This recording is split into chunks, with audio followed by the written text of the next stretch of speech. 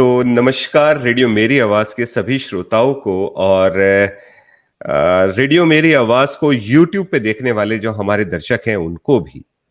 और आज कुछ हम ऐसा करने जा रहे हैं, किसी एक ऐसी शख्सियत से मिलवाने जा रहे हैं जिनके लिए एक 4 लाइनें अगर हम बात करें कि कुछ कर अलग, कुछ बन अलग, तभी तो नाम कमाएगा।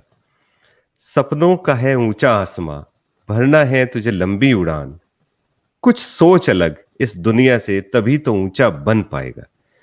तो शास्त्रीय संगीत, आज अगर हम बात करें शास्त्रीय संगीत की, ये हमारे भारत की शान रहा है और इसका सम्मान करना, इसका संरक्षण करना हमारी जिम्मेदारी है। और आज के जो रेडियो मेरी आवाज के जो अतिथि हैं, उनका परिचय कराते हुए मुझे बहुत गर्व महसूस हो रहा है, क्योंकि ये अंतर्राष्ट्रीय स्तर पर प्रशंसित भारतीय मूल के कैनेडियन हैं, हिंदुस्तानी शास्त्रीय गायक जो मूल रूप से दिल्ली से हैं और अभी कनाडा में स्थित हैं। और सबसे अच्छी चीज की इनकी अपनी एक अनूठी शैली, उसके माध्यम से दुनिया में इन्होंने संगीत को एक अपना स्थान दिलाया है। विदेशों में एक ऐसी पहचान जिसके बारे में अगर हम बात करें, एक नाम जो रमणीक सिंह है। रमणीक सिंह जी, मैम बहुत बहुत नमस्कार, बहुत बहुत स्वागत आपका रेडियो मेरी आवाज पे। और हमारे साथ स्मृति जी भी जुड़ी हुई हैं। स्मृति जी, आपका भी बहुत बहुत स्वागत। नमस्कार जी, बहुत धन्यवाद अमित जी, धन्यवाद रमणीक मैम। आज आपको देखने का, आपसे मिलने का और आपको सुनने का सौभाग्य प्राप्त हुआ। तो सबसे पहले तो आपका स्वागत है रेडियो मेरी आवाज पर। और हम सभी श्रोताओं को बताना चाहेंगे कि रमणीक मैम भारतीय शास्त्रीय संगीत के इंदौर घराने से संबंध रखती हैं और कितने ही देशों में घूमकर इन्होंने भारतीय शास्त्रीय संगीत को जो पहचान दिलाई है वो काबिले तारीफ है मैम। उसके लिए तो सल्यूट बनता है आपको। नहीं, बहुत बहुत शुक्रिया, आपने मुझे याद किया। आपके सब श्रोताओं को बहुत बहुत नमस्कार और बहुत सारा प्यार। धन्यवाद, thank you so much. Ma'am, सबसे पहला क्वेश्चन मैं आपसे पूछना चाहूंगा जी मैम। एक 6 साल का छोटा सा बच्चा, उसने म्यूजिक चुना, म्यूजिक को सीखना शुरू किया 6 साल की उम्र में, और उसके बाद में आप 1988 में आपने विशारद, यहाँ से अब अगर बात करें, दिल्ली से ही मेरे ख्याल से जो कॉलेज रहा है, भक्त खंडे संगीत विद्यापीठ से, और जहां पे अगर हम बात करें जो पहले शायद लखनऊ में हुआ करता था 1900 के दौरान, उसके बाद में ये दिल्ली, लखनऊ का ही मेन बेस है, वहां से एफिलिएशंस हैं बहुत सारे सिटीज में जी। इंडिया में। तो दिल्ली का जो बेस था वहां से मैंने सीखा, बट हमारे जो एग्जामिनर्स थे वो लखनऊ से आते थे। जी। ओके। हाँ। तो मैम आप 1988 में आपने विशारद ली जी। और मेरे ख्याल से फर्स्ट कॉन्सर्ट आपने 1995 में किया, if I'm right। हाँ जी, हाँ। 94 और 97 और 98 में तो आपने मेरे ख्याल से आप बॉस्टन में, वहां पे MIT बॉस्टन में आपने बकायदा डिमॉन्स्ट्रेट भी किया था, परफॉर्म भी किया था जी। टोरंटो में आपने किया है, बहुत सारे यूएस के अंदर। तो मैं सबसे पहली चीज जी, आप उस्ताद आमिर खान के इंदौर घराने के समृद्ध वंश से हैं जी। और आप ख्याल, ठुमरी, भजन, शबद, सूफियाना, फोक और ऐसी संगीत शैलियों में आप कुशल से ऊपर हैं। तो सबसे पहली चीज मैम, एक छोटे 6 साल का बच्चा जिसने म्यूजिक सीखना शुरू किया, फिर उसको अपना प्रोफेशन बना लिया, तो मैम ये प्रेरणा मतलब आपको आपकी फैमिली में किसी से मिली, किसी को देख के मिली, या क्या था वो मैम? उसके बारे में हम जानना चाहेंगे आपसे। सबसे पहले तो मैं इस इतनी बड़ी बात का श्रेय और जिसे कहते हैं ना कि एक रिस्पेक्टफुल थैंक्स अपनी मदर को दूंगी, अपनी माता जी को दूंगी, क्योंकि उन्होंने एक्चुअली मेरी जो ये टैलेंट थी संगीत की, या मेरे गाने की टैलेंट, या मेरी आवाज़ का जो टैलेंट उन्हीं को दिखाई दिया। और उन्हीं की बदौलत उन्होंने जब देखा कि भाई इसको शौक़ है गाने का, और स्कूल में भी थोड़ा थोड़ा मुझे मौका मिलता था, तो उन्होंने सोचा कि क्यों नहीं इसको एक फॉर्मल तरीके से म्यूजिक के अंदर डाला जाए। तो इस तरह जी से मेरी शुरुआत हुई और उन्हीं की बदौलत, बल्कि शुरुआत वो यही चाहती थी कि भई मैं कीर्तन सीखूँ, क्योंकि मैं एक जी सिख फैमिली से हूँ, तो हमारे घरों में कीर्तन का एक बहुत ज़्यादा असर है कि, और वो जी सब रागों पे बेस्ड होता है। तो जी उसको जी रागों से बेस्ड कीर्तन को सीखने के लिए आपको रागों की बेस चाहिए। तो इस जी तरह से मेरी शास्त्रीय संगीत की जो तालीम है, वो भी इसी बात से शुरू हुई कि मैं फाइनली मुझे कीर्तन करना है और गुरबानी जी गानी है। तो जी ये था कि करते-करते एक जैसे आपको पता है कि मैंने विशारद किया। विशारद जब खत्म हुआ, जो कि 6 साल का कोर्स था, जी उसके बाद मुझे लगा कि अब तो मुझे जैसे प्यार हो गया है शास्त्रीय संगीत से, अब तो ये ज़िंदगी का एक हिस्सा बन चुका है। इसके जी बिना तो ज़िंदगी अधूरी है, अब क्या किया जाए? तो मुझे रास्ता दिखाने के लिए एक और शख्स थे, कोई मेरे एक्चुअली चाचा के फ्रेंड लगते थे, तो जी वो मेरी गुरु हैं जो अमरजीत कौर जी, उनको बहुत जी अच्छे जी से जी जानती थी, और अमरजीत कौर जी जी ने डायरेक्टली उस्ताद आमिर खान साहब से सीखा हुआ है। और जी जी ख़ासकर जी जब भी इंदौर या कैलकाटा से दिल्ली आते थे कोई परफ़ॉर्मेंस के लिए या कुछ, तो वो उनके घर जाके ठहरते थे। उनके फ़ादर भी एक आर्टिस्ट थे, तो उनका पूरा हाँ एक जो हाँ माहौल था, आर्टिस्ट जी फ़ैमिली का जो माहौल, तो जी खास लोग वहाँ उनके उनके चरण पड़े थे। तो उन्होंने उन्हीं के नाम पे, उनका जो पेन नेम है, उनका जो तकल्लुस है, सुररंग, जी सुररंग के जी नाम से उन्होंने एक स्कूल खोला हुआ था, अमरजीत कौर जी ने। ओके जी और वो भी अपना ग्रेटर कैलाश एरिया में अपना दिल्ली में, वहाँ पे थी। जी जी तो जी उन्होंने जिन्होंने मुझे वहाँ डायरेक्ट किया, मैं वहाँ गई और हाँ इस हाँ वक़्त से मतलब मेरे अंदर एक जिसे कहते हैं ना खलबली सी मची रहती थी कि इस संगीत को मैंने अंदर से समझना है। क्योंकि जी जो हमने विशारद में किया था वो सिर्फ़ किताबों हाँ के थ्रू था, और हाँ राग हाँ मैंने बहुत सीखे थे, 50 कुल मिला के राग थे, और सबके एग्ज़ाम्स दिए हर साल, जी प्रैक्टिकल, थियरी सब कुछ चलता था।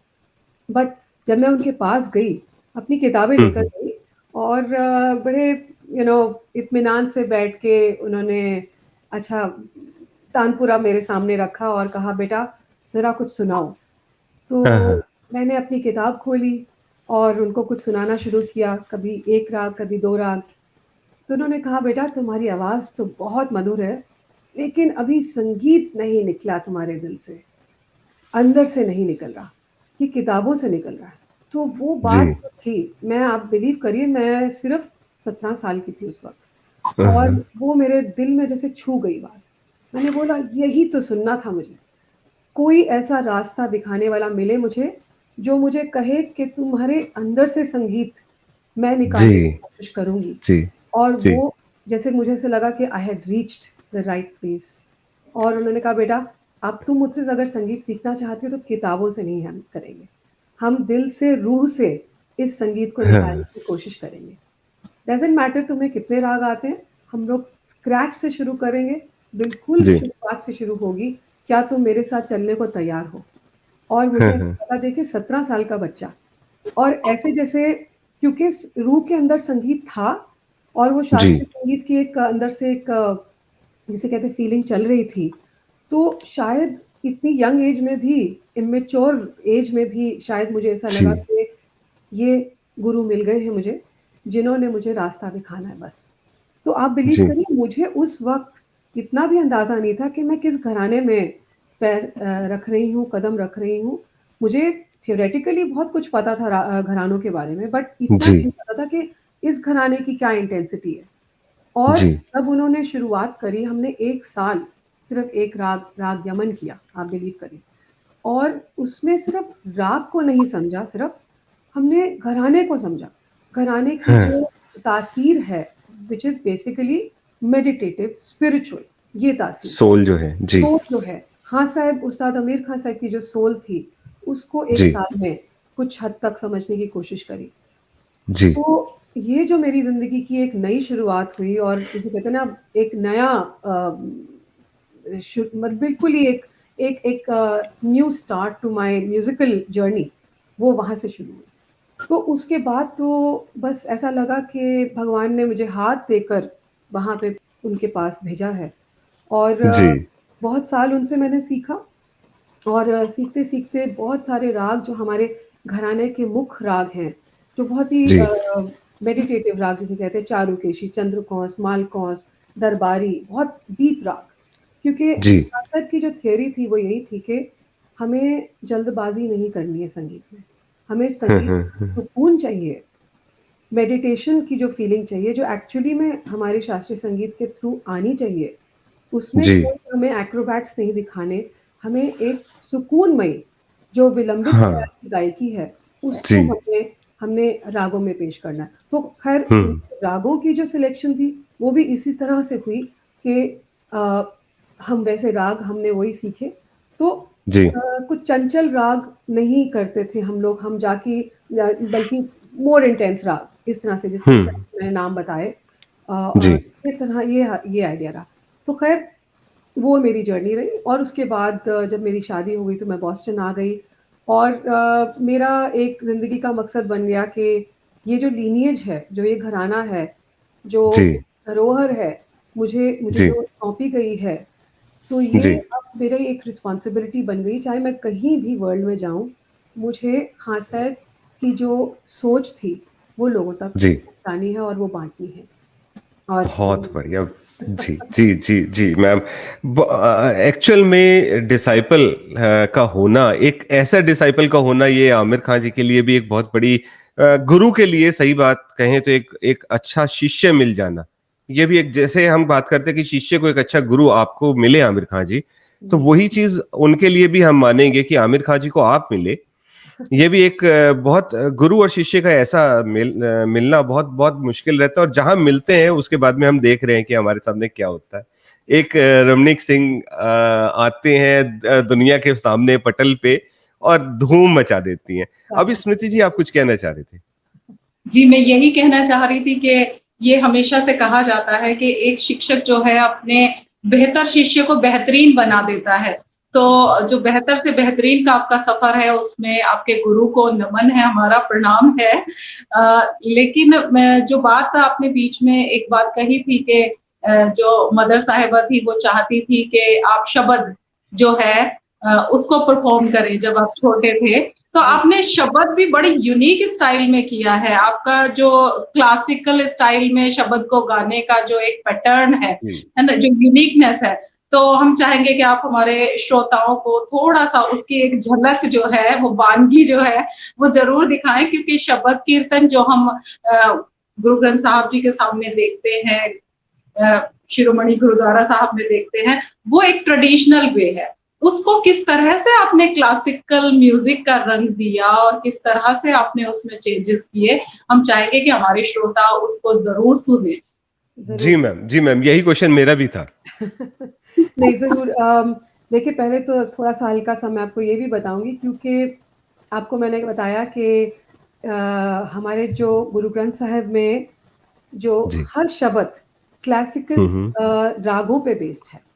सो हाँ, हाँ, हाँ। इसमें जो उसका उसका क्या रीज़न है कि राग आपको पहले से ही एक मेडिटेशन में जोड़ते हैं क्योंकि आप जी, एक सेंस में जुड़े हुए हैं उस जी, राग के साथ जी, और आप जी, उस राग से बाहर नहीं निकल सकते, तो ऑलरेडी वो एक ट्रांस में हैं आप उस राग के थ्रू। जी, फिर उसमें जी, जब स्पिरिचुअल पोएट्री डलती है, तो उसका जो कॉम्बिनेशन बनता है दोनों चीज़ों का, वो जो है, हुँ, वो एक अल्टीमेट मेडिटेशन के तौर पे जी, किया जा सकता है। तो जी, मुझे जी, शुरू से गुरबानी में तो मैं थी ही और जब रागों के साथ और जुड़ना हुआ तो उसमें एक ऑथेंटिसिटी आ गई। तो आपको मैं जी, ज़रूर एक मेरा पसंदीदा जो शब्द है जो एक सूफियाना स्टाइल में मैं आपको हल्का-सा जी, पेश करके सुनाती हूँ। बहुत ही खूबसूरत सुबह का राग है अहिर भैरव में। जी। तो 1 मिनट मैं थोड़ा अपना सिर कवर कर लूँ।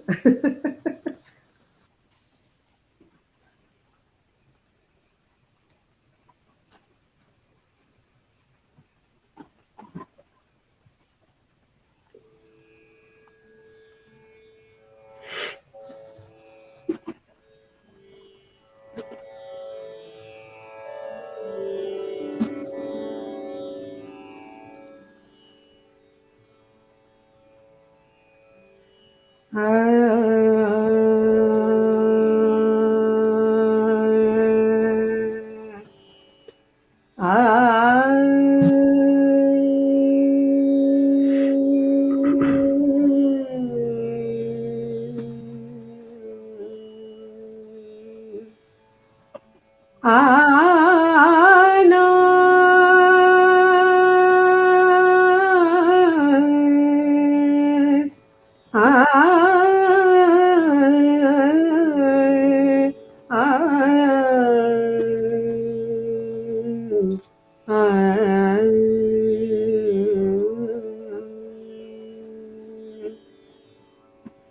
बंदे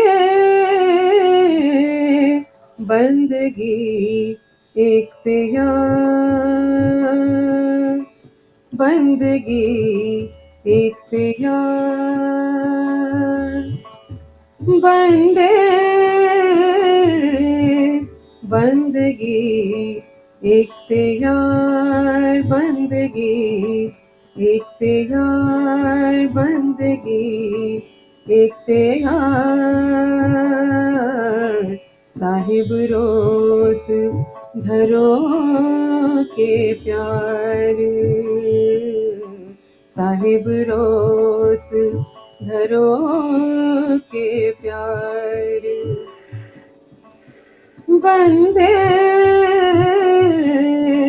बंदगी एक प्यार, बंदे बंदगी बंदगी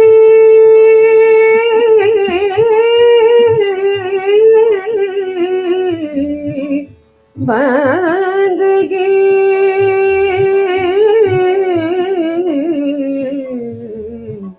बंदगी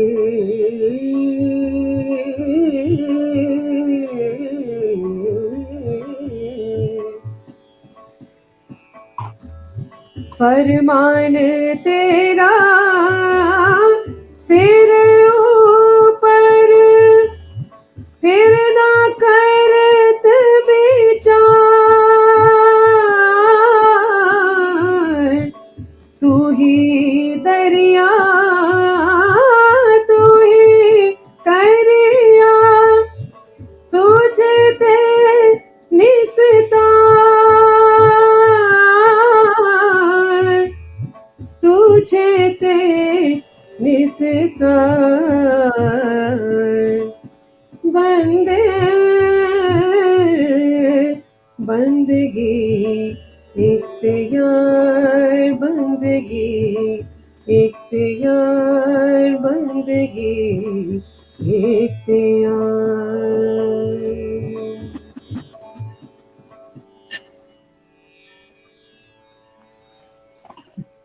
बहुत बेहतरीन, बहुत बेहतरीन, शब्द नहीं है। आप एक चीज होती है कि हम किन्हीं भी तारीफ करने के लिए हमारे पास में हम कोई शब्द हम इस्तेमाल करते हैं, और मैम लिटरली मेरे पास में इस टाइम पे कोई शब्द नहीं है। मैं उस शायद ना तो मैंने आज तक इस इतने लंबे जीवन में मैंने कभी इतनी मधुर आवाज नहीं सुनी, इतने अच्छे तरीके से नहीं सुनी। और ma'am hats off to you, मैं रोंगटे खड़े हुए हैं, गूज बम्स आ चुके हैं मुझे। और मैं आपको मतलब मैं I can not show you right now because the camera can not actually capture the thing, लेकिन I can not explain you. मेरे अंदर से आप समझ पा रहे होंगे मैम। देखिए मेरी कोशिश रहती है कि जब तक मेरे खुद के रोंगटे ना खड़े हो तो इसलिए उसमें किसी और को असर नहीं हो सकता। तो पहले बहुत शायद रूह के साथ जुड़ना पड़ता है इस संगीत को कुछ कहीं भी थोड़ा सा भी पेश करने के लिए, और उससे कनेक्ट करके आपको बोलना पड़ता है कि आज कुछ बात बना दे बस। और हर वक्त उसकी पूजा में रह के आपको ये संगीत के साथ इस तरह से जुड़ना पड़ता है, नहीं तो कोई बात नहीं बनती। तो मैम बात तो हमारी बन गई है, हमारे दिन बन गया है, हमारे मतलब हम अपने आप को भाग्यशाली समझ पा रहे हैं कि आज आपसे हम सुन पा रहे हैं। और श्रोता हमारे मैं नहीं समझ पा रहा हूँ कि वो उनको कैसा लग रहा होगा इस टाइम पे, क्योंकि जब मेरे गूज़बम्स आए हुए हैं तो ऑब्वियसली उस टाइम पे 8-10 लोग तो ऐसे होंगे जो कि इस टाइम पे लेट चुके होंगे कि यार अब मेरे को कहीं और नहीं, I just want to lie down and listen to the music only. Ma'am बहुत सुंदर। पर मैम एक चीज मैं आपसे पूछना चाहूंगा, आप यूएस में जाके, जैसे आपने कहा कि आमिर खान साहब के आपने उनको उनकी विरासत को आगे बढ़ाने का काम किया, पर मैम कनाडा, यूएसए, ऑस्ट्रेलिया, हर जगह आपने एक पहचान बनाई, पर मैम इतना आसान नहीं होता है, बहुत मुश्किलात आपको सामना करना पड़ा होगा। तो मैम कोई ऐसी एक चीज, कोई ऐसा एक्सपीरियंस जिसको आप लगे कि यार मैं शेयर करूं, क्योंकि बहुत सारी ऐसी चीजें हैं कि जो प्रॉब्लम्स आदमी कहता है कि यार ये चीज लोगों को पता होनी चाहिए कि मैंने क्या झेला है यहां तक। हमें ज्यादातर मैम हमें ऊंचाइयां दिखती हैं, हमें ऊंचाई पे बैठा हुआ व्यक्ति दिखता है, लेकिन उसकी वो मेहनत हम नहीं देखते हैं कि इसने यहां से वहां तक जाने में जो उसने मेहनत करी है, वो कितनी, उसको कितना खून पसीना उसने बहाया है। तो वो हम चाहेंगे मैम कि आप कुछ एक्सपीरियंस अपने शेयर करें कि आप वहां तक पहुंचने में जो आपने मेहनत करी और जो आपने झेला है उस चीज के लिए। देखिए, कम शब्दों में कहें तो संघर्ष और सफलता की दास्तान। जी बिल्कुल। आपके मुंह से ही हम सुनना चाहेंगे। सफलता की तो देखिए कोई लिमिट ही नहीं है पहले तो, पर मैं आपको एक बताऊं कि मैंने इसको अपनी जिंदगी में एक जर्नी की तरह लिया है। कोई डेस्टिनेशन इसमें है नहीं, और इसको डेस्टिनेशन सोच के आप चल भी नहीं सकते। सबसे बड़ी बात ये है। पर ठीक है, जर्नी को भी एंजॉय करने के लिए मेहनत बहुत चाहिए। तो आपने जैसे कहा, बिल्कुल सही बात है कि दिक्कतों का तो बहुत ज्यादा सामना करना पड़ा है, और करते रह रहे हैं। ऐसा नहीं है कि खत्म हो गई ये बात, पर उसको दिक्कत नहीं समझी कभी भी। उसको एक जैसे कहते हैं ना कि जुनून समझा, जुनून की तरह लिया है हमेशा। और जब आप एक पैशन को परस्यू करते हैं कि मुझे हर हालत में लोगों तक ये बात पहुंचानी है कि खान साहब ने क्या बात कही थी, और क्या हम इस शास्त्रीय संगीत को क्यों हम मैं डिसरिगार्ड नहीं करती बॉलीवुड को। मैं मानती हूँ कि बॉलीवुड में भी एक बहुत अपनी एक खिंचाव है लोगों की तरफ। पर देखिए, बॉलीवुड आ कहाँ से रहा है, वो सब बेस कहाँ से है हमारी रागों की जो बेस है। आप पुराने जमाने के गाने आप जब सुने तो वो हर गाना राग पे बेस्ड है, और वहीं से शुरुआत हुई। लेकिन लोग ये थोड़ा सा जो भूल जाते हैं, उस बात को समझाने के लिए मैंने बहुत तरीकों से लोगों के साथ जुड़ने की कोशिश करी। और उनको तो ये एक इंटरेस्टिंग सी बात ये रही कि देखिए, जो मैं यहाँ आ गई तो मुझे लगा कि यहाँ की जो कल्चर है और यहाँ से जो लोग जिस तरह से समझते हैं हर चीज को लॉजिकली, उसको लॉजिकली लोगों तक पहुंचाया जाए। तो ये नहीं कि आइए आप आए, जैसे इंडिया में भी लोग करते हैं, आर्टिस्ट लोग आते हैं, स्टेज पे बैठते हैं और अपना गाना गाते हैं और चले जाते हैं। तो आप देखिए, वहां पे भी मैं दिल्ली में रहकर मैं बहुत कॉन्सर्ट्स अटेंड करती थी, क्योंकि उस टाइम की उस वक्त की बात है, 25 साल पहले, आप अगर अनुमान लगाएं 25-30 साल पहले, तो सारे बड़े बड़े जो दिग्गज आर्टिस्ट थे, भीमसेन जोशी साहब, उस्ताद जी, सब लोग टॉप पर थे उस पॉइंट पे, और उनको सुनना तो लाजमी था। दिल्ली शहर में बहुत बहुत कॉन्सर्ट होते थे। मैं वहाँ बैठती थी as a student, as a beginner, मैं वहाँ बैठ के सुनती थी। कई बार देखिए, आप उनको सुन रहे हैं और आपका दिल कर रहा है कि काश वो राग अनाउंस कर दें कि क्या राग इन्होंने गाया, क्योंकि कुछ मिश्रण राग गा रहे हैं, कुछ कर रहे हैं। कभी कोई अनाउंसमेंट नहीं होती थी, कभी आर्टिस्ट सिर्फ गाते थे और चले जाते थे। तो वो जो इंटरैक्शन था ऑडियंस के साथ, जो ऑडियंस चाहती थी पर वो बोल नहीं पाती थी, क्योंकि वो वहाँ का कल्चर था। आप एक दूसरे से बात कर रहे हैं, अच्छा राग क्या था, और शायद गलत आपने सोच लिया वो राग या जो भी, पर वो आपके दिमाग में बैठी रही बात। और ऐसा कोई इंटरनेट नहीं था, यूट्यूब नहीं था जहाँ से आप फाइंड आउट कर सकें या कुछ। तो ये कल्चर मैं लेकर यहाँ आई। और ऊपर से दूसरी बात ये कि सिर्फ इंडियंस नहीं है, और भी लोग हैं, नॉन इंडियंस हैं, जिनके साथ ये बात शेयर करनी है। तो मेरे दिमाग में आया कि पहले तो वर्कशॉप्स थोड़ी सी करी जाए इस बात पे। तो उसकी प्रिपरेशन में, अपनी रिसर्च में मुझे बहुत कुछ समझ आया। तो मैंने आपको कहा ना कि कोई चीज़ खाली नहीं जाती है। तो जी, उस जी, सर्च में मुझे बहुत कुछ समझ आया कि किस तरह से लोगों तक ये बात पहुँचानी है कि जो क्लासिकल म्यूज़िक है अपने लोगों तक भी, कि ये डरने वाली बात नहीं है। आप हल्का-सा तो थोड़ा-सा आप उसको थोड़ी-सी इम्पोर्टेंस दें, आप सिर्फ़ जी, चलकर आएँ कॉन्सर्ट हॉल तक और जी, बाकी का काम सब मेरा है। जैसे आपने कहा ना कि बाकी का काम सब मेरा है, आप सिर्फ़ ये ये इंटरव्यू करिए। तो जी, वो मैंने अपने ज़िम्मे ले ली बात कि भई अब जी, मैंने लोगों तक ये बात पहुँचानी है। तो हर राग को मैं थोड़ा-सा एक्सप्लेन करती थी और जी, जो भी मैं लिरिक्स भी कर रही हूँ, अगर बाय चांस शब्द मैं गा रही हूँ, तो शब्द के थोड़े से मीनिंग समराइज़्ड तरीके से मैं लोगों तक गाने से पहले बात करती थी या मैं तराना कर रही हूँ, खान साहब की जो रिसर्च से उत्पन्न जो अमीर खुसरो साहब के जो तराने हैं, उसके बारे में बात जी, करना। तो वो आज तक मेरा ये रहा है कि मुझे ये सुनने में आता था हाफ टाइम पे लोग आके मुझे कहते थे, "आप जो एक्सप्लेन कर रहे हैं हल्का-हल्का सा, वो हमारे लिए ये जो कॉन्सर्ट है उसमें 4 चाँद लगा जी, और जी, हमारा दिल कर रहा जी, है हम बार-बार आएँ कॉन्सर्ट सुनने के लिए।" हम तो बहुत घबराते थे कि ये क्या चीज़ है, ये जो हुआ है, ये जो शास्त्रीय संगीत जो है, ये तो जी, उन लोगों के लिए है जिनको जो सीखे हुए हैं या कुछ समझ पाते हैं। मैंने देखिए सब समझ पाते हैं। ये आप अपना एक जिसे कहते हैं ना आप अपना दिल और रूह साथ लेके आइए जी, और जी, बाकी काम मेरी तरफ से है। तो ये ये मेरी एक स्ट्रगल ज़रूर रही और इस जी, तरह से मैंने इस बात को समझा कि अगर हम इस तरह से अब मैं जहाँ भी ट्रैवल किया मैंने, चाहे मैं इंडिया भी आके जब मैं परफ़ॉर्म करती हूँ, मैंने हर साल जी, आके मैं इंडिया भी परफ़ॉर्म करती हूँ। मैंने वो बात यहाँ पर भी करी क्योंकि मुझे ऐसा लगा कि ये कल्चर में भी चेंज आना चाहिए हमारे इंडिया में, जी, कि भई क्यों जी, नहीं रागों के बिल्कुल, बारे में बिल्कुल। बात करी जाए या अगर मैंने कोई कॉम्पोज़िशन लिखी है और मैं वो सुनाने की कोशिश कर रही हूँ, तो मैंने कब लिखी उसको इंटरेस्टिंग बनाया जाए। वो एक इंटरैक्शन जो है आपका as an artist with the audience वो एक जी, दायरा जो है, वो जो लाइन है, वो ख़त्म होनी ज़रूरी है। वो खत्म हो जाती है। जी, तो एक इनफॉर्मेलिटी येट फॉर्मल तरीके से जो आप गा रहे हैं, जब आप गा रहे हैं तो एक फॉर्मेलिटी है, वो एक फॉर्मल जी, है। पर जब आप समझा रहे हैं और ऑडियंस को अपने साथ लेकर चलने की कोशिश कर रहे हैं, तब वो हुँ, लाइन आपको ख़त्म करनी पड़ेगी।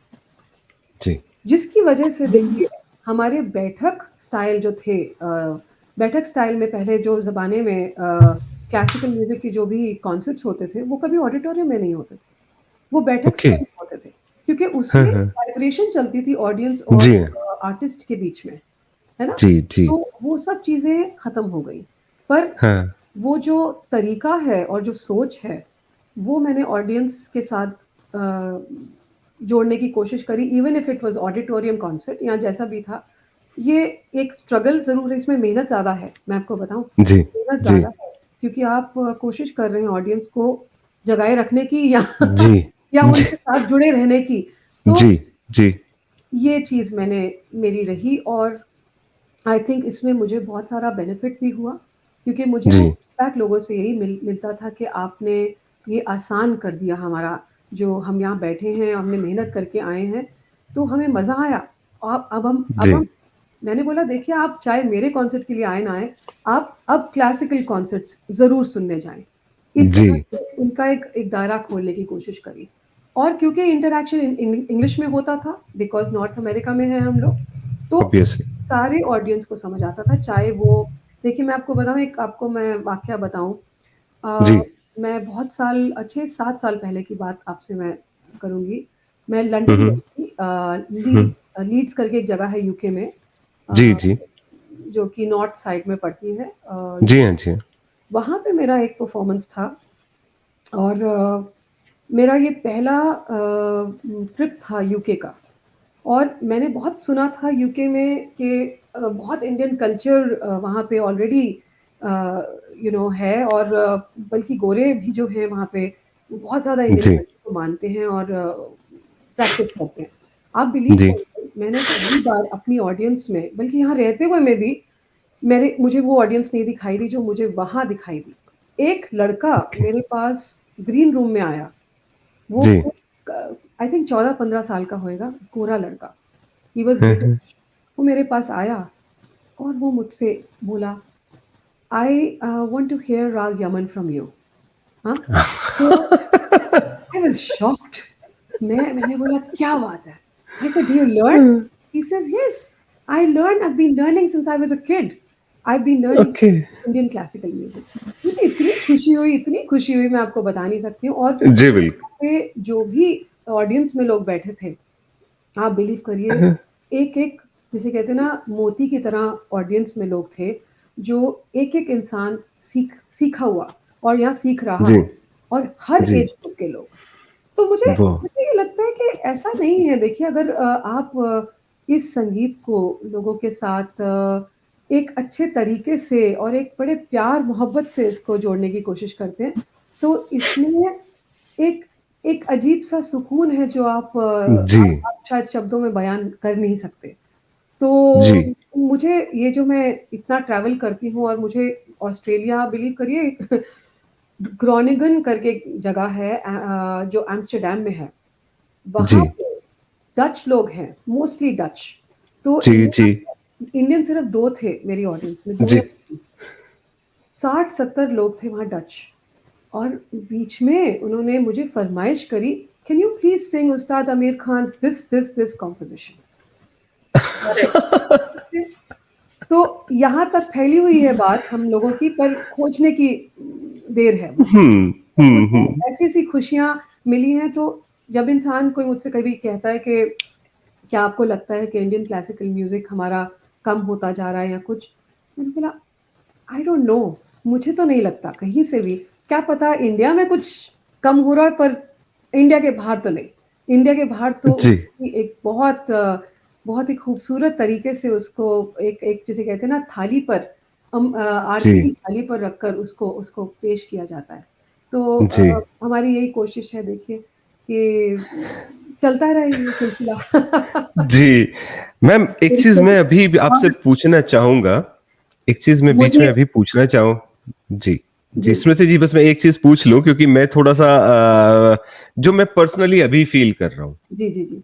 मैं आपसे बिल्कुल ऑफ द वे जाके पूछ रहा हूँ क्योंकि ये हो सकता है किसी और ने भी आपसे पूछा हो या कभी ऐसा हो इसलिए मैं पूछ रहा हूँ क्योंकि मैं आज आपसे डायरेक्टली पूछ रहा हूँ क्योंकि direct from the horses mouth मेरे को सीधा पता चले जो हाँ। मेरे साथ में अभी हुआ है जी, जी, जी। मैं पूरे दिन क्योंकि अभी जैसे हमारे यहाँ रात हो चुकी है पूरा दिन मैंने बहुत एक्सर्शन में रहा बहुत भगदड़ और ये काम है वो काम है पूरा दिन जो नॉर्मल रहता है हुँ, जी। और मेरी डेली सोने का जो रूटीन है वो तकरीबन ऐसे होता है रात को 2:30-3 बजे के करीब हम मेरा सोने का होता है क्योंकि तब मैं फ्री हो पाता हूँ जी, जी, जी।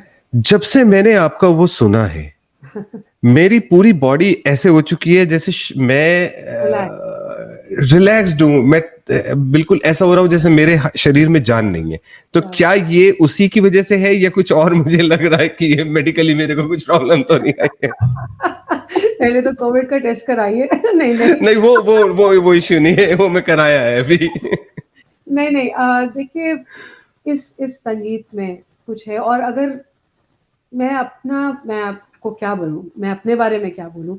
मुझे सिर्फ़ ये लगता है कि जिस भक्ति से मैं इस संगीत को गाने की कोशिश करती हूँ, शायद उसकी कुछ तासीर लोगों तक पहुँच। सरस्वती का असीम कृपा है आपके ऊपर बहुत सरस्वती की असीम कृपा है आपके ऊपर और मैम मैं फैन हो गया हूँ आज आपका मैं लिटरली फैन हो गया हूँ मैम चलिए एक आपका कोशिश आपका अगर हम देखें आपने कई सारी रचनाएं इबादत आपका एक संकलन रहा है जी, जी, जी। नाद गोविंद नाम है और आपकी धुनें मैम आईट्यून स्पॉटिफाई पे भी खूब है जी, जी, हमने खुद सुनी है जी, जी, मैम मैं चाहूंगा जी। इनमें से कुछ कुछ ऐसा जो कि आपको लगे कि हमारे श्रोताओं को ये सुनने में मिले जो हो सकता है स्पॉटिफाई पे ना हो आईट्यून पे ना हो कुछ ऐसा जो कि यूनिक हो मैं चाहूंगा कि आपसे प्लीज एक बार छोटी सी 4 लाइनें केवल ज़रूर। आपने इबादत का नाम लिया। इबादत एक्चुअली जी मेरा पेन नेम है। तो मैं जो भी कभी कुछ लिख लेती हूँ जी इसी नाम से मेरा 1-2 कुछ बंदिशें हैं। एक बंदिश आपको थोड़ी-सी मैं सुनाती हूँ, वो भी बहुत ही खूबसूरत राग देखिए बैरागी भैरव मुझे कुछ एक अलग अट्रैक्शन है जो सुबह के राग हैं। मॉर्निंग जी राग्स में एक अलग भक्ति है। आप सुबह जी उठते हैं, आप जी रिलैक्स्ड रात को सोए हैं, सुबह उठते हैं, एक फ्रेशनेस से उठते हैं। तो एक जो भक्ति का वक्त होता है वो। कुछ उन रागों में ऐसी बात है जो मुझे अट्रैक्ट करती है और मेरे बहुत सारी बंदिशें उनमें। तो आपको बैरागी भैरव का मैं एक थोड़ा-सा सुनाती हूँ जिसमें जी मेरी अपनी लिखी हुई बंदिश है ये। जी।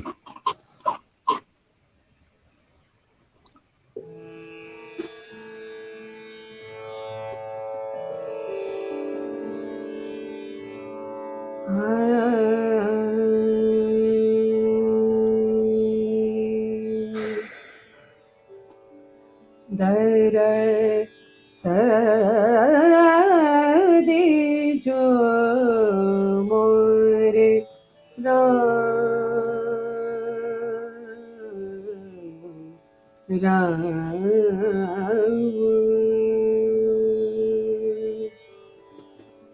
तुम्हारी शरण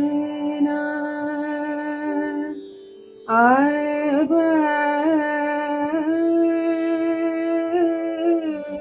आया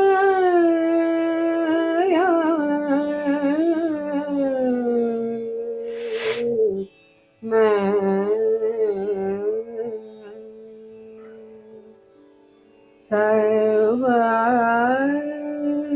कुछ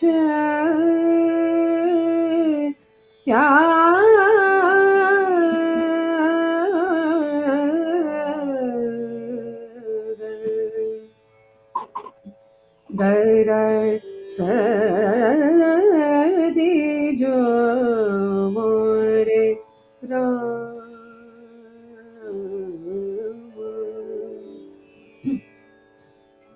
तू ही राखा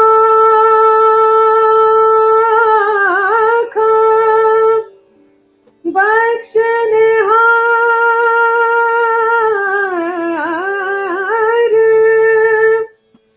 तुझे ही को अर्पण मोरे प्राण।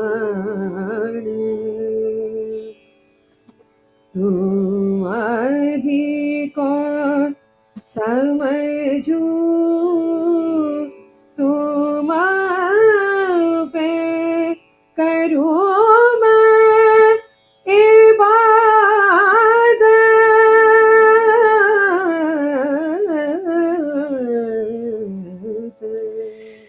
दरस दीजो मोरे राम।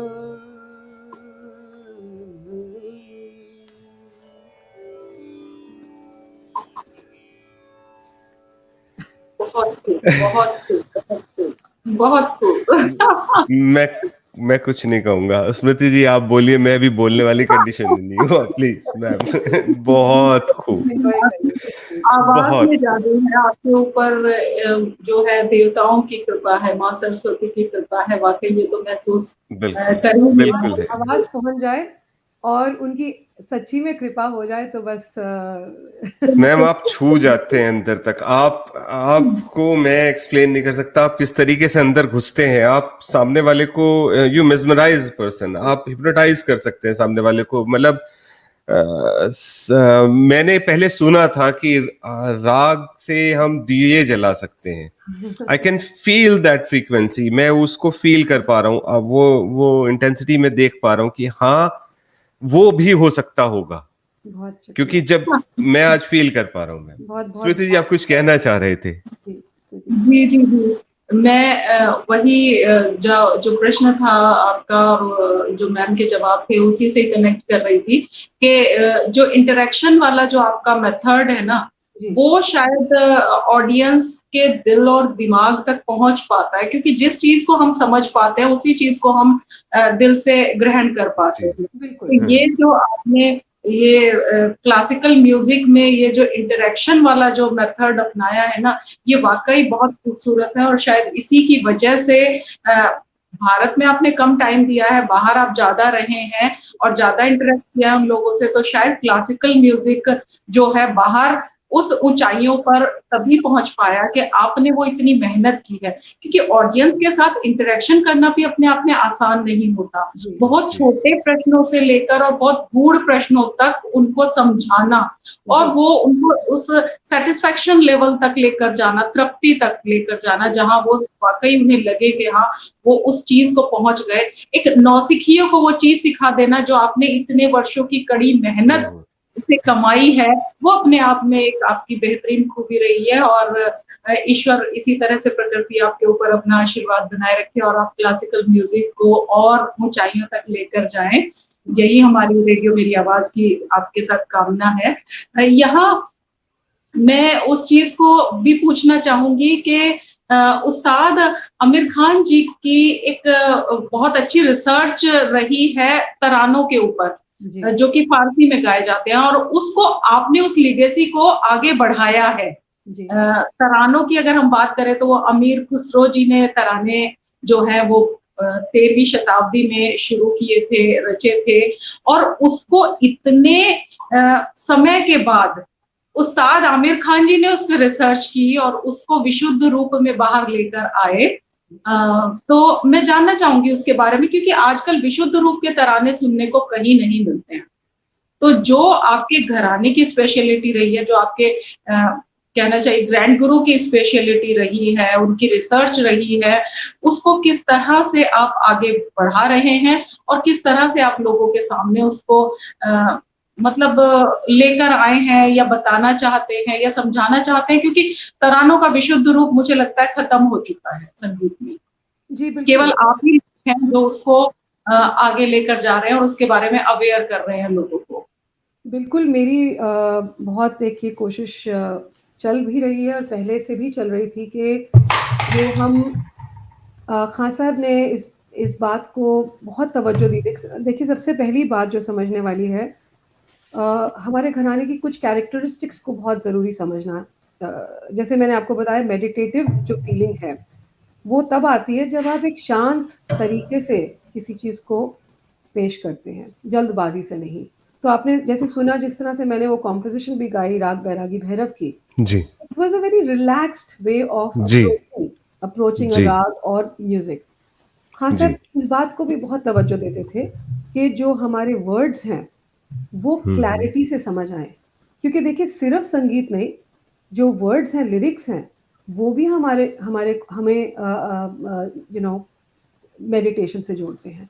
तो जी, जैसे मैंने आपको कहा कि गुरबानी में भी यही कॉम्बिनेशन यूज़ होता है, तो हमारे घराने का, इसलिए मेरा दिल इतना जुड़ा इस घराने से, क्योंकि इसमें वो सारे एलिमेंट्स थे जो मुझे गुरबानी में भी मिलते थे, और ये कनेक्शन शायद भगवान ने तभी ऊपर से बनाया। तो जी, खान साहब ने, क्योंकि वो एक पोएट्री में बहुत ज़्यादा उनका शौक था, तो उन्होंने उनकी उनकी आप कभी कॉम्पोज़िशंस भी सुने बहुत सारी, उसमें उनकी अपनी बनाई हुई कॉम्पोज़िशंस भी बहुत हैं, और उन्होंने गुरबानी से भी काफ़ी कुछ लिया है एक्चुअली, इंटरेस्टिंगली। सो खैर, उनके लिरिक्स में एक क्लैरिटी थी थॉट की, एक थीम होती थी। अगर हम लोग जैसे गॉड मतलब ह्यूमन टू गॉड कनेक्शन की बात करें, तो वो एक जो था स्पिरिचुअल एस्पेक्ट, उसको लेकर जो सूफीज़्म के अंदर भी यूज़ होता है, जो गुरबानी में भी यूज़ होता है, और सारे रिलिजन्स में भी यूज़ होता है, कि जो वो कनेक्शन है, वो हमारा उन 4 लाइनों के थ्रू किस तरह से हम पेश करें, और हम जब गा रहे हैं, तो उसमें क्लैरिटी आनी बहुत ज़रूरी है। तो हमने सिर्फ़, जैसे कई बार आप सुनते होंगे क्लासिकल म्यूज़िक में, कोई गा रहा है क्लासिकल म्यूज़िक, पर उसमें वर्ड्स की क्लैरिटी नहीं है। क्या गा रहे जी, हैं, कुछ गा रहे जी, हैं, पर वर्ड्स नहीं समझ आ रहे हैं। तो जी, खान साहब ने जी, इस बात पे बहुत ज़्यादा ज़ोर दिया कि आप जो भी गा रहे हैं, वर्ड्स की डिस्टॉर्शन नहीं होनी चाहिए, और जो वर्ड्स हैं म्यूज़िक के साथ कनेक्ट होके ऑडियंस को पेश होने चाहिए। तो इसी तरह जी, से उन्होंने जब तराने की रिसर्च करी, उनको लगा कि जो हम आज के ज़माने में जो तराने सुनते हैं, वो एक्चुअली में तबले के बोल हैं। क्योंकि बहुत साल पहले जब अमीर खुसरो ने 13th सेंचुरी में फ़ारसी में हिंदवी में भी वो लिखते थे, क्योंकि ही वाज़ फ्रॉम दिल्ली।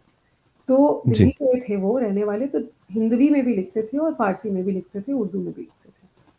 तो वो जो था, वो बहुत सारे लोगों को नहीं समझ आता था और over the years I think इसी बात पे वो तबले के बोल बनने शुरू हो गए क्योंकि उनको लगा कि ये जो तोन तोम नोम जो भी चल रहा है ये नॉन मीनिंगफुल सिलेबल्स हैं, इनकी जी कोई मीनिंग्स नहीं है। पर खैर आप अगर देखें तो जैसे ओ दानी, ही नोज, तू दानी, तुम्हें पता है, Nadir Dani, you are the complete wisdom, तोम, आई एम योर्स, तो ये सबके मीनिंग्स हैं एक्चुअली में, तो ये बिना मीनिंग के नहीं है।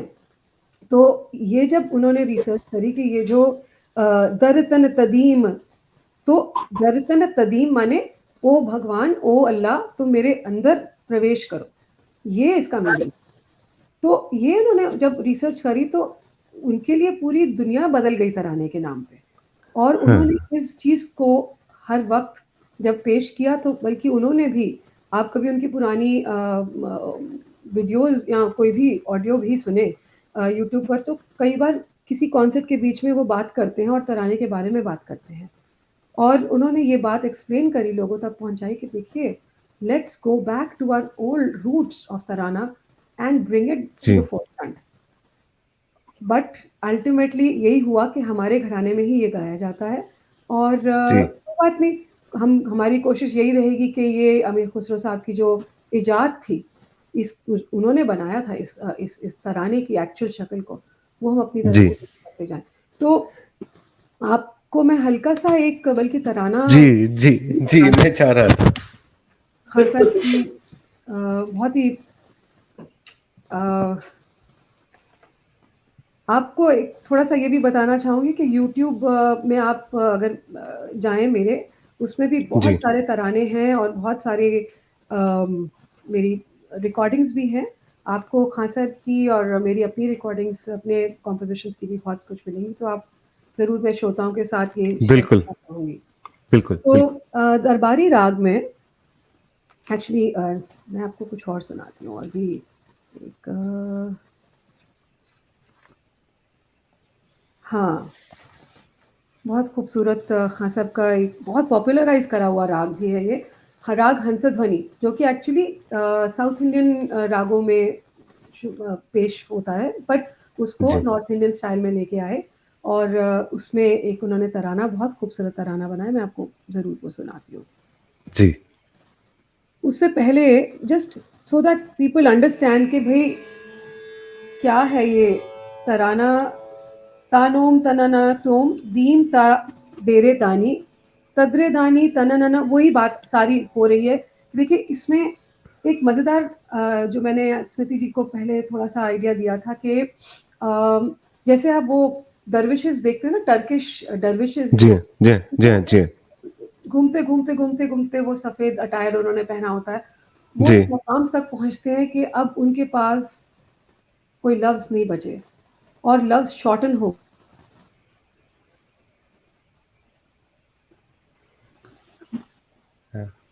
नेट शायद रुक गया है। हाँ, हेलो जी, आवाज अब ठीक चल रहा है जी मैम, आ गया है। हाँ, तो या अल्लाह, या अल्लाह, या अल्लाह, याला हो गया, या अली, याली हो गया, इस तरह से उनके, जिसे कहते हैं ना योर लॉस ऑफ वर्ड्स, तो ये अच्छा, इत्यार दिस्त मियाँ ने मनो तो नेस्ते मियाँ ने मनो तो, ये फारसी के लफ्ज हैं, जिसमें वो कह रहे हैं अमीर खुसरो साहब, तेरे और मेरे दरमियाँ में अब ऐसा ताल्लुक हो गया है कि तेरे और मेरे दरमियाँ कोई फासला नहीं बचा, मैं जुड़ गया हूँ तुझसे और तू मेरे अंदर प्रवेश कर चुका है। ये है कवि ने, तो आप सुने जरा इसको, बहुत ही खूबसूरत है ये जी।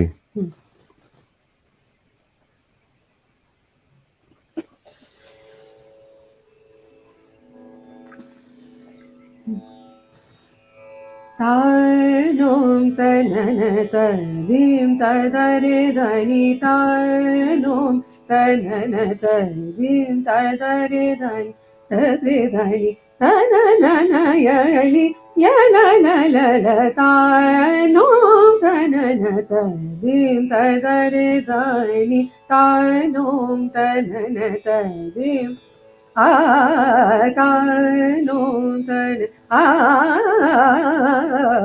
तानों तन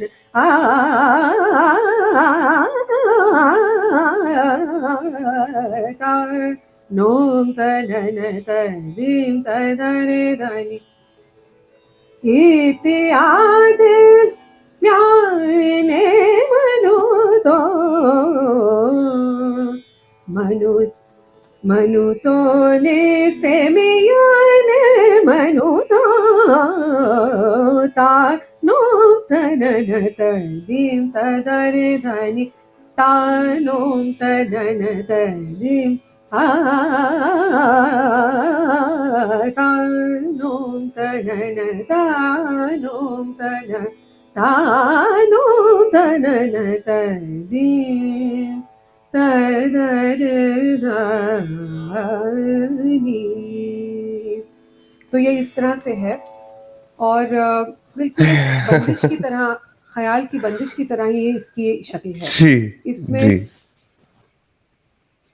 इसमें बेसिकली कोई तबले के बोलों की बात नहीं है, बस ये everything has meaning to it. तो यही मैं अर्ज करना चाहूंगी कि मैम मैं आपको कोई बहुत अच्छा श्रोता तो नहीं आपको लग रहा हूँगा, क्योंकि मैं एक्चुअल में मैम आप मेरी शक्ल से आप शायद पहचान पाए कि मैं किस लेवल पे जा चुका हूँ। मैं शब्दों में मैं नहीं, मतलब मैं वो जैसे आपने अभी बताया था दरवेश के बारे में, जी। आपने कहा था कि वो दरवेश वो उस जगह पे पहुंच के उनके पास शब्द गायब हो जाते हैं। जी। तो मेरी कंडीशन वो अभी आप कर चुके हैं कि मेरे पास से वो शब्द गायब हो चुके हैं। मैं कह ही नहीं सकता, क्योंकि कोई भी शब्द मैं जो भी ढूंढ रहा हूँ, जो मैंने अपने पूरे जीवन में अब तक जो भी अच्छे शब्द मेरे को याद हैं, वो मुझे छोटे लग रहे हैं आपके सामने। नहीं, मुझे लग रहा है कि नहीं, मैं अगर इसको बोलूंगा तो मैं शायद आपके लिए एक वो शब्द नहीं है, वो छोटे शब्द हैं आपके सामने, आपकी पर्सनालिटी के सामने वो बहुत छोटे हैं। नहीं। मैं इससे ज्यादा और कुछ कह नहीं सकता मैम। You are awesome. तो एंजॉय करिए, बहुत शुक्रिया, और इसको आप इसी तरह से लोगों तक पहुंचाएं। और मुझे इस बात की बिल्कुल कि आप इस आज इस तरह से जुड़ रहे हैं और इस बात को समझ रहे हैं कि देखिए जो संगीत है वो रूह से जुड़ने की चीज है। जी और जी और आप देखिए ये जो पेंडेमिक वगैरह ये सब निकला है, इसमें हमारे संगीत ने ही लोगों तक पहुंचकर उनको सुकून दिया है। और जी ऑनलाइन जो भी चीजें हुई हैं, और मेरी भी यही कोशिश रही है तभी कि जितना हो सके लोगों से जुड़े। और देखिए यही आपका गिव बैक है सोसाइटी को।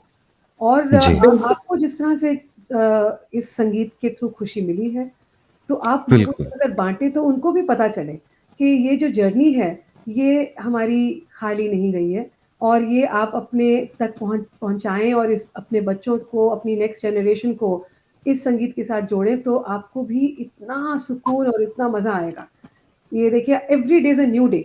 तो मजेदार बात ये कि आप आज मैं ये कर रही हूँ, इसमें मुझे एक अलग मजा आ रहा है, क्योंकि जी जब हम बात करते हैं कोई फिक्स्ड गाना जो होता है, फिक्स्ड कॉम्पोजिशन ले लें, अगर आप जी गाना सुन रहे हैं, आप बहुत खूबसूरत गाने किशोर कुमार के, यार आप लता मंगेशकर का गाना लेते हैं, लता जी जी का गाना आप कहीं से भी कोई चेंज करें उसमें तो अजीब लगता है, खलबली मचती जी है। हाँ अरे जी इतना हाँ कभी आपने अपनापन क्यों डाला इसमें? नहीं जी डाल सकते ना। तो उसमें वो रिस्ट्रिक्शन रहती है। Although they are classics, they are beautiful, वो आपको वैसे जी ही सुनने में मजा आता है जैसे वो रिकॉर्ड करे है बरस पहले। जी हाँ जी पर जो मजा इस गायकी में है कि आप आज, मैं राग हंसध्वनि कर रही हूँ, मैं कल राग हंसध्वनि करूंगी, परसों करूंगी, या मैंने 10 साल पहले किया था, हर वक्त मेरे लिए एक फ्रेशनेस है, क्योंकि मैंने जी कौन सी तानकारी अब डालनी है, कौन सा आलाप डालना है, मुझे खुद नहीं पता। I am sitting like an audience to listen to my own music. अपने आप आ रहा है निकल के। हाँ, तो मैं अपने, जिसे कहते हैं ना, शरीर से बाहर निकलकर as ji a whole, I'm listening to who this person is, whatever he's performing, and I'm also enjoying it. क्योंकि आज हंसध्वनि जो मेरा निकला, क्या पता कल ना बात बने। तो जी ये सब एक बड़ी मजेदार सी बात रहती है क्लासिकल म्यूजिक में, रागों के बारे में, कि रागों में वो रिस्ट्रिक्शन नहीं है कि आपने जी उसको कॉम्पोजिशन को उसी तरह गाना है जैसे आपने कल गाया था। उसमें आप अपनापन डालें, हजार बार डालें, तो जब वही बात आ गई अमरजीत कौर जी की, जब उन्होंने करी थी कि दिल से नहीं निकल रहा, वो लिखा हुआ जो म्यूजिक है उसमें और ये जो म्यूजिक है, इतना विशाल ओशन है ये, इतना बड़ा ओशन है ये, इसमें आप जितना भी कंट्रीब्यूट करें कम है। तो ये मजेदार बात है। मैंने पहले भी और जैसे सुने हैं, बेगम अख्तर जी को मैंने सुना है बहुत बार, और उस्ताद बड़े गुलाम अली खां साहब को भी सुना है, सिद्धेश्वरी देवी जी को भी सुना, बहुत सारे ऐसे वो रहे हैं जिनको मैंने सुना है, मतलब इस तरीके से। पर मैम मैं बताऊं आपको, ये मुंह देखी बात नहीं मैं कह रहा हूं, it's a hard fact. Ma'am दिल में जो आवाज पहुंची है, मैम देखिए गाया सभी ने बहुत अच्छा है, वो अपने आप में उस्ताद हैं, एक से बड़े एक उस्ताद हैं, पर आप उनसे 19 नहीं है मैम, ये मैं आपसे आज बोल पा रहा हूं। कह दिए जी, ये तो बहुत बड़े बड़े लोग जिनके नाम आपने लिए हैं, और मेरी आपको मैंने कहा कि बस एक ऑनेस्ट कोशिश है, बस एक ऑनेस्ट कोशिश। मैम आप सही में 19 नहीं है, आप अगर मैं मतलब आपको 21 बोल के अगर मैं उनकी इज्जत में कमी करूंगा, तो मैं आपको 19 बोल के आपकी इज्जत में भी कमी करूंगा। आप उनके बराबर, मतलब मैं कह नहीं पा रहा हूं, लेकिन आप समझ जाइए कि मैं तो आपसे ज्यादा ही मान के चल रहा हूँ। बिल्कुल समझ गई हूँ, और इसी तरीके से मुझे जो आपकी तरफ से, श्रुति जी की तरफ से, आपके श्रोताओं की तरफ से जो अवार्ड मिल रहा है इसी बात का कि आपको कुछ अच्छा लग रहा है सुनने में, तो ये शायद मेरी पूरी जो जिंदगी की जर्नी रही है वो इसी की कोशिश में थी कि कुछ। मैम एक एक गुजारिश मैं आपसे और चाहूंगा, एक छोटा सा, जो आप होली की ठुमरी जो आप बता रहे थे मैम, वो मैं एक आपसे सुनना चाहूंगा, क्योंकि मैंने ये बहुत सुना है। मैंने अभी जिनका भी हमने जिक्र किया है, वो मैंने एक्चुअल में अभी जैसे हमारा होली का प्रोग्राम भी हुआ था बीच में, तो उस दौरान म्यूजिक को ढूंढते हुए सुनते हुए क्या हो सकता है, तो वो मैं होली की, मतलब मैं ज्यादा डेप्थ में चला जाता हूँ चीजों में, तो मैं उसमें भी चला गया और इन सबको मैंने सुना, इन सबकी होली की ठुमरी ही सुनी मैंने बेसिकली। उसमें उस्ताद बड़े गुलाम अली खां साहब का भी मैंने सुना था, मैंने आपको सिद्धेश्वरी देवी जी का भी बताया, उनका भी, इन सबका मैंने सुना। मैं आपसे एक बार वो सुनना चाहूंगा, क्योंकि मैं वो चीज मिस कर गया यूट्यूब पे, मैं आपका क्यों नहीं सुन पाया, मैं आज तक यही अब मुझे मतलब मैं उसको मिस करा हुए को मैं आज रिपलिश करना चाह रहा हूँ कि एक बार आपसे सुनना चाहूंगा। होली तो अभी अभी निकली है, बट देखिए होली की मजेदार बात, मैं हर चीज को एक रूह का रंग समझती हूँ, और ठुमरी भी उसका एक पार्ट है। तो चाहे ठुमरी के वर्ड्स बहुत सिंपल रहते हैं, और ठुमरी हमारे घराने में वैसे तो नहीं गाई जाती, क्योंकि मुझे ऐसा लगता है कि हर इंसान की अपनी एक पर्सनैलिटी होती है, और अपनी एक जर्नी होती है, और अपनी एक जिसे कहते हैं ना संगीत के लिए यर्निंग जिसे कहते हैं, कि एक दिल करता है कि आप हर रंग को पेश करें। इसलिए मेरी यही कोशिश रहती है कि मैं अपनी तरफ से अपने ऑडियंस को हर सेमी क्लासिकल और क्लासिकल दोनों के रंगों से जोड़ने की कोशिश करूँ। तो एक मेरी जो पसंदीदा होरी जो है, जिसके साथ एक बड़ा एक इंटरेस्टिंग वाकया भी है, जो मैं आपको जरूर, अगर आपके पास वक्त हो तो मैं। जी बिल्कुल, वक्त ही वक्त है मैम।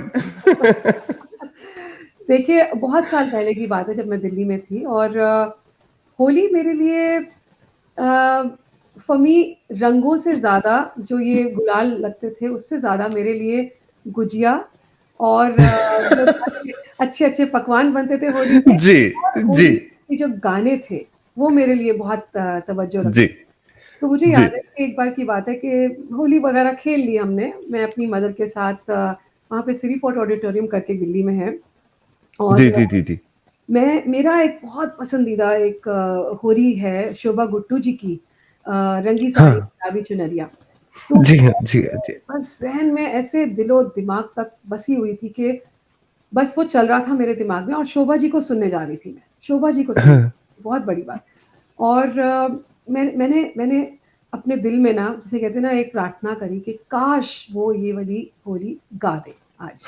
और मैं लेट हो गई वहाँ पहुँचते-पहुँचते, मैं सिटी फोर्ट ऑडिटोरियम, वहाँ पे आप बताइए इतना बड़ा ऑडिटोरियम और बैठने की जगह नहीं, और वहाँ मैं खड़ी हूँ एकदम एंट्रेंस पे, अभी मैं घुसी ही थी और उन्होंने रंगी सारी गुलाबी चुनरिया शुरू कर दिया।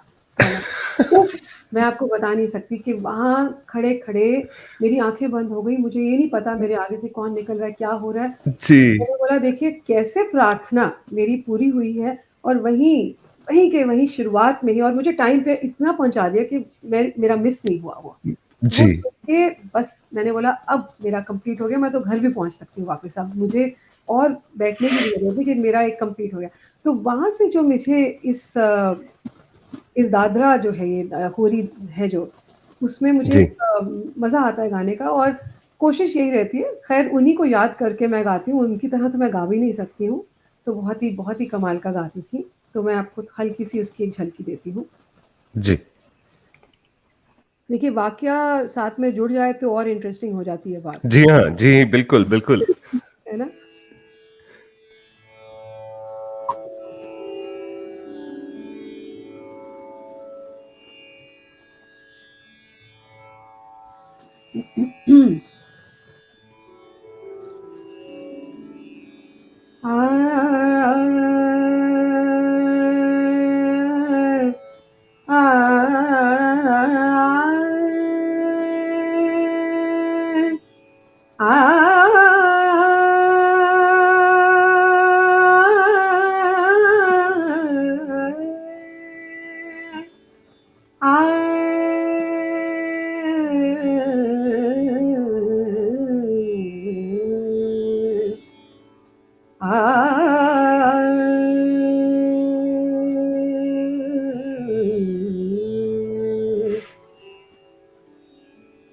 थोड़ा स्केल चेंज करती हूँ हल्का-सा, सॉरी।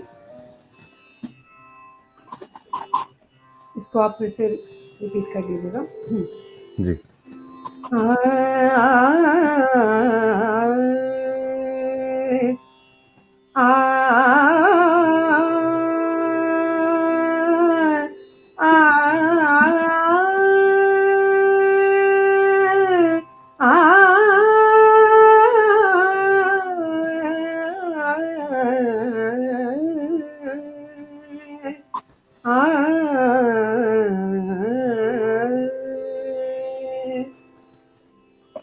रंगी सारी गुलाबी चुनरिया रे रंगी सारी रंगी सारी ओ रंगी सारी गुलाबी चुनरिया रे मोहे मारे नजरिया सावरिया रे मोहे मारे नजरिया सावरिया रे हो रंगे सारे गुलाबी चुनरिया रंगे सारे गुलाबी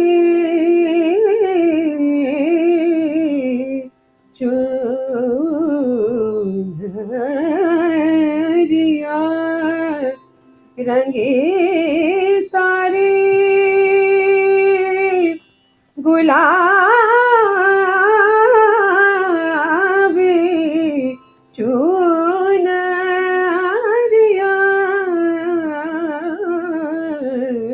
रंगी सारी रंगी सारी ओ रंगी सारी गुलाबी चुनरिया रे मोहे मारे नजरिया सावरिया रे जावो जी जावो करो न बतिया जावो जी जावो जावो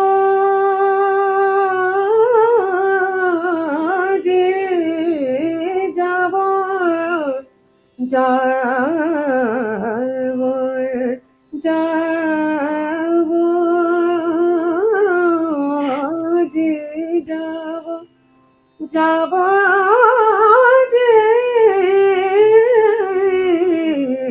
जावो जावो जी जावो जावो जी जावो करो न बतिया ए जी बाली ए जी बाली ए जी बाली है मोरी उमरिया रे मोहे मारे नजरिया सावरिया रे मोहे मारे जरिया सबरिया रे।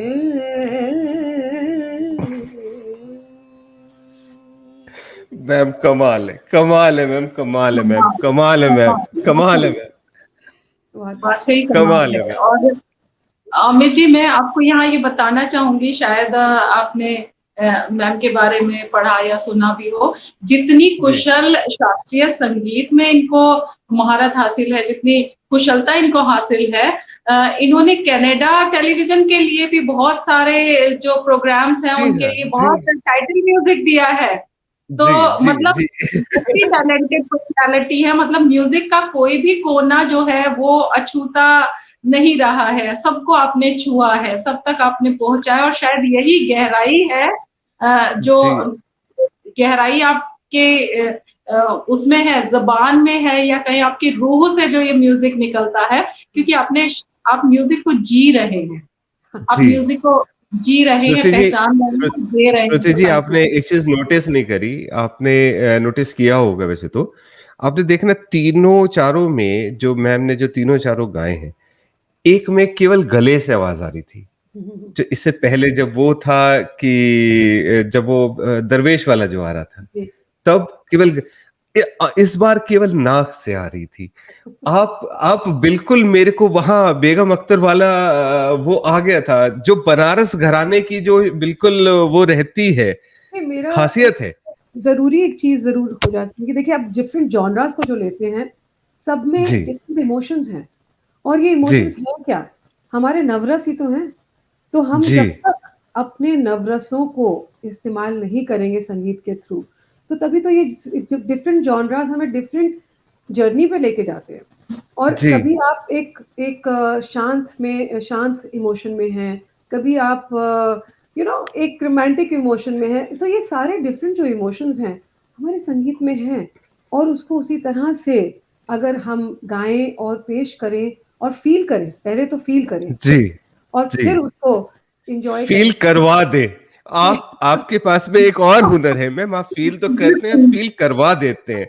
आप सामने वाले को उस जगह पे पहुंचा देते हैं कि ये है वो म्यूजिक जो तुमने आज तक सुना नहीं था, नहीं, कहाँ घूम रहे हो, यहाँ पे आओ, इसको देखो। लिटरली मैम, मैं आज वहां पहुंचा हूँ, मैंने उसको छुआ है, खुशी की बात है उस म्यूजिक को आज मैं छू के देखा है। और सबसे बड़ी चीज मैम, कमाल की बात एक ये देखिए कि we are on a platform जहां पे वीडियो कॉन्फ्रेंसिंग पे हम हैं, जी। जहां पे म्यूजिक के बारे में उनका कोई मोटो ही नहीं होता, जो ये प्लेटफॉर्म डेवलप करते हैं कि वहां पे कोई म्यूजिक के बीच में कुछ बात हो रही होगी। दे आर, ये प्लेटफॉर्म है कि हम एक दूसरे से कन्वर्सेशन कर पा रहे हो, केवल कम्युनिकेट करने के लिए। जी जी जी। आपने उस प्लेटफॉर्म पे, उस जगह पे उस म्यूजिक को इतने गहराई तक पहुंचा दिया कि आप सोचिए कि जब आपका वो म्यूजिक कॉन्सर्ट में कोई देखेगा आपके सामने लाइव बैठ के, तो मैं नहीं सोचता कि वो अपने पैरों पे खड़ा रह सकता है, बैठ जाएगा मैं आपको उस। क्या कहूँ, विद गॉड्स ग्रेस, अपने बारे में कहना अच्छा नहीं लगता, बट हमें स्टैंडिंग विश्वास है मैम, आप बताइए, हमें विश्वास है, हम, हमारे साथ वो हो रहा है, हमें नहीं, विश्वास है, प्लीज बताइए। मुझे बस मजा आता है कि देखिए, एक एंथुजियाज्म रहती है मुझे परफॉर्मेंस की हमेशा। जब भी जी मैं ऑडियंस के साथ जुड़ती हूँ, मुझे लगता है कि वो इतना मेहनत करके आए हैं, तो एक अलग एक राब्ता करना, एक दोस्ती करना उनसे, तो जी शायद वो इफेक्ट होता है। और स्टैंडिंग ओवेशंस विद गॉड्स ग्रेस अपने मुंह से बोलना बुरा लगता है, बट वो एक मेरा एक जरिया है समझने का कि मेरी बात जो है उन तक पहुंच गई। तो भगवान की आप बहुत पहुंचा देते हैं। थैंक्स है। और इसी तरह से वो अपना ग्रेस और अपना अपनी, जैसे कहते हैं ना कि हर तरह से अपना हाथ मेरे सर पर रखे, और मैं अपनी ऑनेस्टी से इस संगीत को चलाना चाहती हूँ, और मेरा इसमें कोई और गर्ज नहीं है। मैं आपको सच्ची बताऊं कि मैं सिर्फ कोशिश मेरी यही रहती है कि लोगों को इंजॉयमेंट मिले। कि देखिए, जी हमें मैं इस बात को भी कहती हूँ कि सुनिए, आप सारे संगीत को सुनिए, हर चीज़ में एक अलग तासीर है, अलग इमोशन है। पर जब हम बेमायने के जो वर्ड्स हैं, या हम म्यूज़िक जिसमें सिर्फ रिदम रिदम रिदम चल रही है, उसमें स्ट्रेस आता है।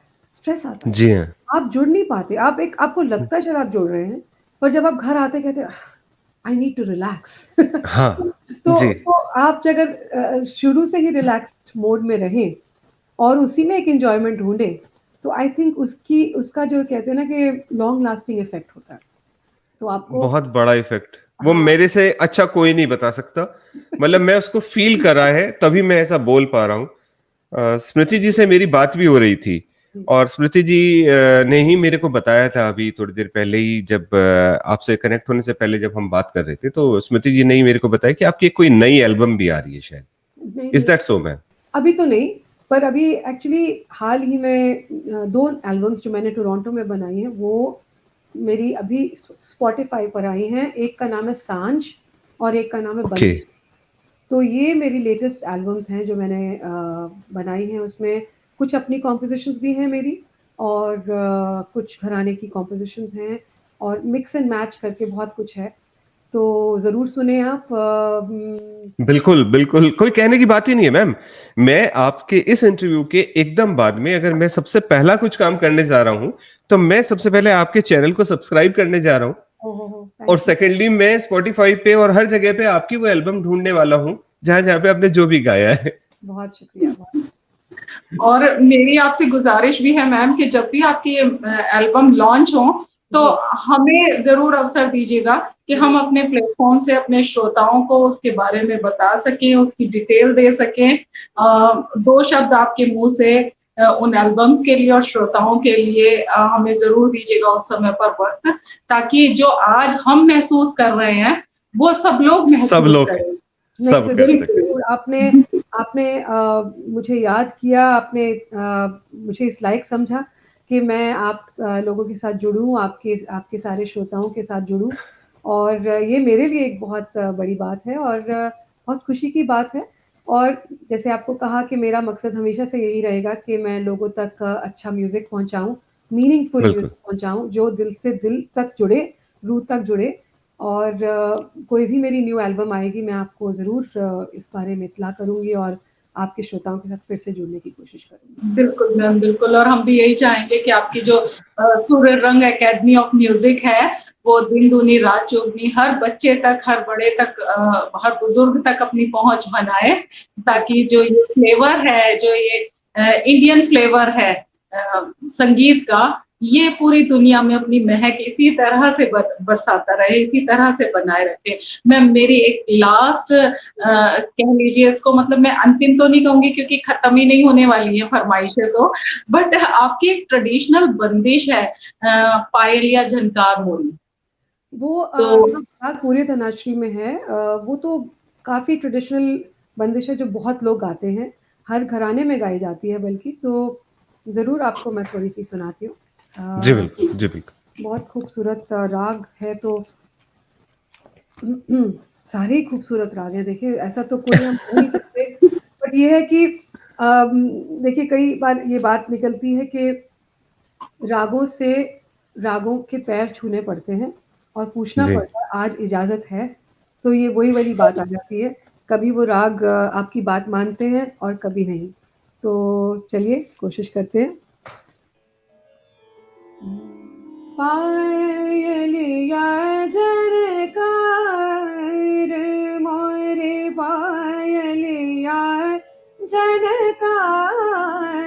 मोरे जनन जनन बाजे झनकारे जनन जनन बाजे झनकारे पायलिया झनकार मोरे पिया समझाओ समझत नाही पिया समझाओ समझत नाही सास ननद वर देगे गार पायल या झनकार मोरे पायलिया पायलिया झनकार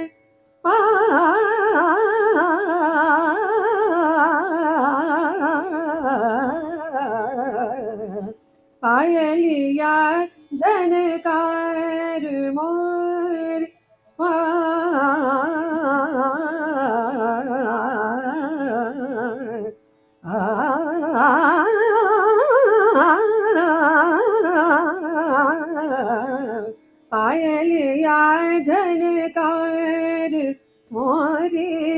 झन झन बाजे झनकार पायली या झनकार मोर पायली या झन पायली या झन पायली या झनकार मोरी।